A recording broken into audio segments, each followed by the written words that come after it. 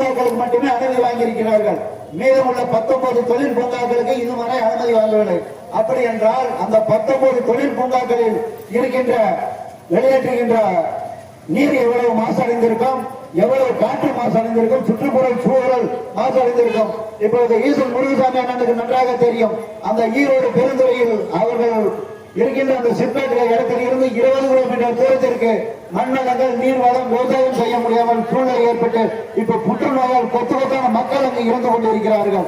இதுதான் இந்த சிற்பேட்டினுடைய மிகப்பெரிய வளர்ச்சி தமிழகத்திற்கு, வேற ஒன்றுமில்லை. ஆகவே அது மட்டுமல்ல, சியாவில் 11 தொழில் பூங்காக்களுக்கு அனுமதி வாங்கிவிட்டு இன்னும் 21 தொழில் பூங்காக்களுக்கு அனுமதி வாங்காமல் சட்டத்திற்கு விடமாக சிப்காட் நிறுவனம் தொடர்ந்து தமிழகத்தில் செயல்பட்டு வருகிறது.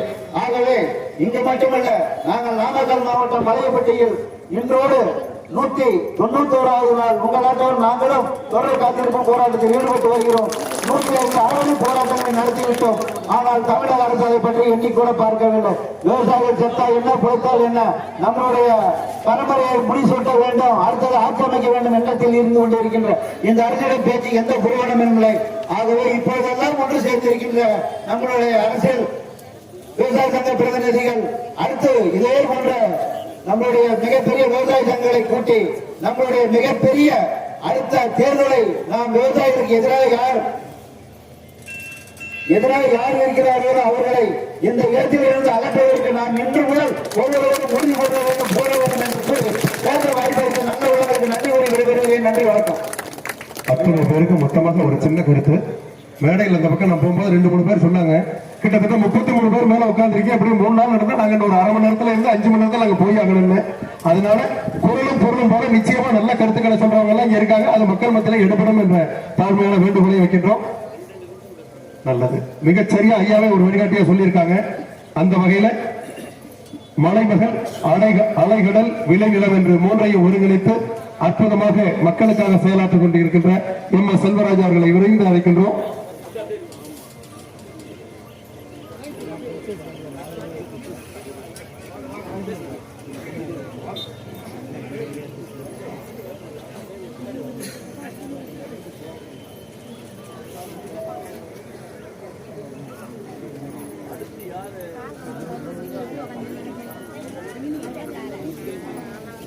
அனைவருக்கும் வணக்கம்.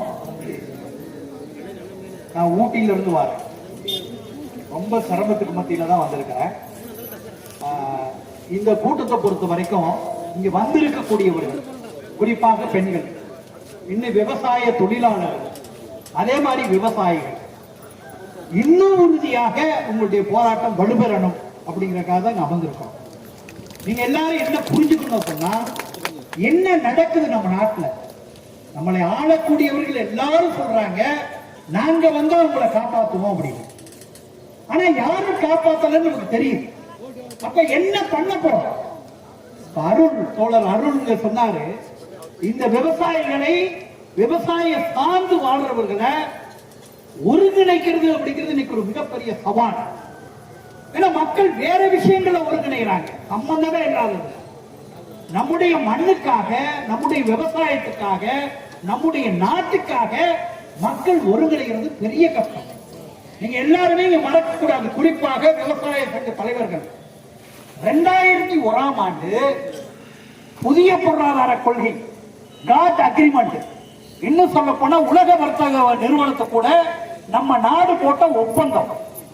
அது என்ன இருக்குன்னா, எல்லா கட்சிகளும், இந்தியாவில் இருக்கக்கூடிய எல்லா கட்சிகளும் அந்த ஒப்பந்தத்தை ஆதரித்தது. அந்த ஒப்பந்தத்தில் என்ன சொல்றாங்கன்னா, விவசாயிகள் விவசாயம் பண்ணக்கூடாது, நீ பண்ணாத. அப்ப விவசாயம் யார் பண்ணுவான்? அது கார்பரேட் கம்பெனி பண்ணும். அதானியும் அம்பானியும் பன்னாட்டு கம்பெனிகளும் பண்ணும். நீ பண்ணக்கூடாதுன்னு அந்த அக்ரிமெண்ட்ல இருக்கு. அதான் இன்னைக்கு இருக்க அரசும் நாளைக்கு வரப்போற அரசும் ஏற்கனவே இருந்த அரசும் செயல்படுத்திக்கிட்டு இருக்கு. நீங்க நல்லா புரியணும். உங்களுக்கு 2014ஆம் ஆண்டு தமிழக அரசு ஒரு சட்டத்தை நிறைவேற்றி இருக்கிறது. யாருடைய நிலத்தை வேணும்னாலும் எப்ப வேணாலும் எடுத்துக்கலாமே, நில ஒருங்கிணைப்பு சட்டம் 2024. உங்களுக்கு புரியல? அப்ப என்னன்னா, நம்முடைய நாடு விவசாய நாடு. விவசாயத்தை நம்பிதான் நம்முடைய கோடிக்கணக்கான மக்கள் வந்து இங்க வாழ்றோம். விவசாயத்தை அழித்துட்டு கார்ப்பரேட் கம்பெனிகளை கூட்டிக்கிட்டு வந்து இங்க என்ன வேலை வாய்ப்பை உருவாக்க போறாங்க? இன்னைக்கு வந்திருக்கக்கூடிய இன்னைக்கு வந்திருக்கக்கூடிய கார்ப்பரேட் கம்பெனிகள் உருவாது தொழில் பூங்கா இல்ல, அழிவு பூங்கா. பேர் எப்படி வைக்கா பாருங்க, தொழில் பூங்கா. அது எப்படி தொழில் பூங்காவா இருக்கும்? ஈரோடுல ஒரு விவசாய சங்க தலைவர் சொன்னாரு, கேன்சர் வந்து எல்லாம் செத்துக்கிட்டு இருக்காங்க, யாருக்கும் வேலையே கிடையாது. ஒரு காலத்துல பெரிய மில்லு வந்தது, 2000-3000 பேர் வேலை செஞ்சாங்க. இன்னைக்கு வரக்கூடிய கார்ப்பரேட் கம்பெனிகள் உள்ள மிஷின் வரும், லாபம் அவனுக்கு தான் போகுது. அதனால இது வேலை வாய்ப்புல ஒண்ணும் உருவாகாது, நம்ம புரிஞ்சுக்கணும். அதனால இது விவசாயிகளுடைய போராட்டம் மட்டுமல்ல, அதை சார்ந்து வாழக்கூடிய கோடிக்கணக்கான விவசாய தொழிலாளருடைய போராட்டமும் கூட. இன்னும் நீங்க புரிஞ்சுக்கணும், ஏதோ விவசாய நிலத்தை மட்டும் புடுங்கல. நாங்கெல்லாம் மேற்கு தொடர்ச்சி மலையில இருக்கோம்.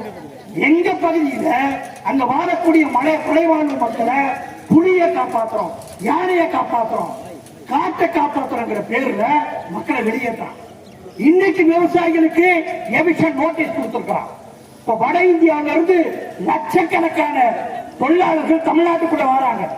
ஏன் தெரியுமா? நீங்க புரிஞ்சுக்கூடாத, அவனுடைய மண்ணை அழிச்சுட்டாங்க.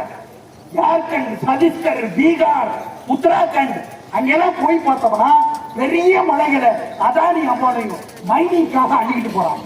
அவன் வேலை இல்லை, நிலத்தை இழந்துட்டான், எங்க வேலை கிடைக்கணும் இங்க வந்துட்டு இருக்கான். நம்மளையும் அந்த மாதிரி ஆக்க போறாங்க. அதனால நீங்க என்னன்னா, இது ஏதோ